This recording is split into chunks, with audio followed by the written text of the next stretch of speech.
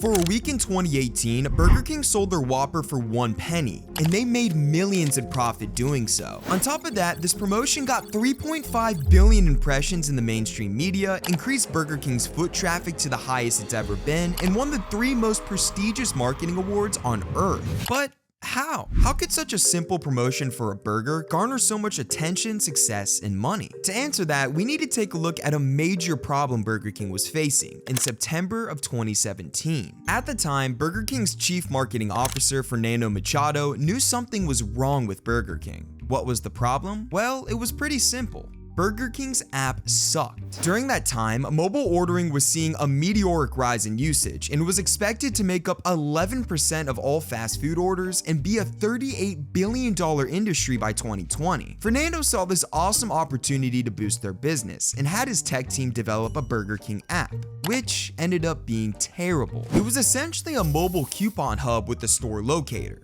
And that's it. However, BK's competitors like Starbucks, Dunkin' Donuts, and McDonald's had very sophisticated apps that let users place pickup and delivery orders, accumulate loyalty points, receive promotions, and much more. These apps were becoming a major source of revenue for them, and Fernando knew they needed to reboot their mobile presence to keep up with the competition. But this is where more problems started to become prevalent. Sure, they could update their app to have all of these fancy features, but how would they get people to download their app over others? The fast food industry is already competitive, and to grab any attention about yet another fast food app seemed like an impossible feat. However, Fernando and Burger King had no other choice. They needed to keep up with their competitors before it was too late, so they got to work, brainstorming ideas for how they could get people to care about and download their app. Thankfully, Burger King's marketing agency, FCB New York, had a great team to tackle that exact problem. Their executive creative director, Gabriel Schmidt, had been briefed by Fernando about Burger King's issue, so he and his team got to work coming up with clever ideas that would make some noise. The idea that stuck out the most was a promotion for the Burger King app built around the fact that McDonald's, Burger King's #1 competitor, had twice the number of locations as Burger King. Because there were double the number of Mickey D's available, customers usually had a McDonald's closer to them. So Gabriel came up with a promotion that rewarded customers for going the extra mile to Burger King. Basically, this promotion would reward customers who used the Burger King app for driving past McDonald's restaurants to get to a Burger King restaurant. It was simple. The more McDonald's you pass, the more rewards you get on the app. Excited as can be, Gabriel presented this idea to Fernando, but he ended up not liking it. He didn't think the idea had enough voltage and thought that other ideas that came across his desk would have better talkability and PR. Gabriel was devastated to hear this news, but the only glimmer of hope he had was that Fernando never completely shut him down. He thought the idea had potential and told Gabriel to keep working on it, which is exactly what he did. Gabriel returned to his team and started to workshop the idea to give it more pizzazz. After 3 months of hard work, tons of meetings, and intense collaboration, he and his team built on their initial idea and came up with a more promising one: the secret Whopper promotion. The plan for this promotion was genius. Instead of incentivizing customers to drive past McDonald's, they would incentivize their customers to drive to McDonald's. But why would that make any sense? Well, the idea was for customers who had the Burger King app to drive to a McDonald's, but once they arrived at one, they would get a surprise coupon on the app for a free secret Whopper that was only available at McDonald's. Customers could only redeem this coupon if they're within 600 feet of a Mickey D's, but once they did, they would be directed to the closest Burger King and be able to claim their free secret Whopper, which was planned to be a Whopper with an extra patty. Essentially, the general idea was to turn all McDonald's restaurants into Burger King restaurants. Gabriel and his team thought this was an excellent, fun way to promote the Burger King app while also trolling their biggest rival. But it seemed like Fernando wasn't on board. After Gabriel pitched the idea at a meeting in New York, Fernando didn't say a word, but rather took out his phone and started playing on it. Gabriel was super confused about this and thought he lost Fernando's attention, but in reality, he wasn't playing on his phone. Fernando was actually texting his technology director to come immediately to the FCB New York office. He ended up loving the idea so much that he wanted to get started on it right away. And 20 minutes later, the technology director was part of the duo's meeting to bring the secret Whopper to life. After brainstorming the concept further, most of Gabriel's initial idea was kept, but Fernando wanted to change 2 things. First, he knew that simply offering the normal Whopper would be adequate because of of how iconic the burger already was. And second, instead of giving away the Whopper for free, he wanted to charge a penny for it because he thought the headline, "You will be able to order a Whopper for 1 penny at McDonald's," would be a bigger mind and thus potentially get more earned media and talkability. And with those changes, the final draft of Burger King's new marketing campaign was set, and this new promotion, now called the Whopper Detour, was in the works. And it needed a lot of work.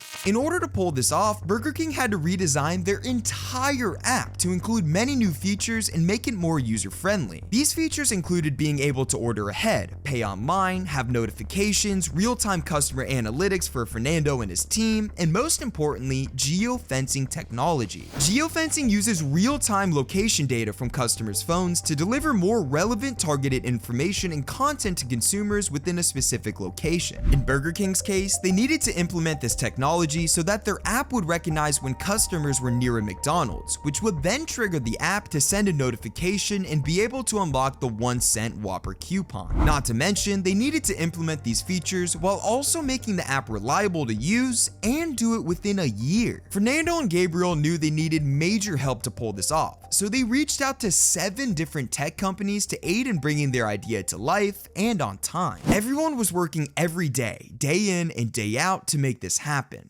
But they soon realized that this project wasn't going to be easy by any means. Most of their time was spent on individually geofencing all 14,000 McDonald's and 7,000 Burger Kings in the US. This took Fernando, Gabriel, and their tech partners ages to do. But on top of that tedious work, they also had to work overtime to implement all of the other features to make sure they worked properly too. However, the endless amount of work spent on this campaign wasn't just for the app. Gabriel and Fernando had to sit through 30 meetings with FCB and Burger King's lawyers to make sure that everything they were doing was legal. They also needed to have a plan if McDonald's decided to come back at Burger King, which was a legitimate concern for Gabriel and Fernando. With the sheer amount of stuff that needed to be done, it's safe to assume that most people would have given up. But Fernando, Gabriel, and their partners didn't back down one bit. Fernando said if it were easy, someone else would have done it already. It's a good thing this is freaking hard. And hard it was, but after 14 months of dedication to the Whopper Detour, the app, promotional material, and campaign overall were ready to go. With everything set in stone, Fernando and Gabriel had nothing else to do besides launch the campaign and pray that it convinced people to download the Burger King app. And on December 4th, 2018, they finally got the chance to witness all of their hard work in action.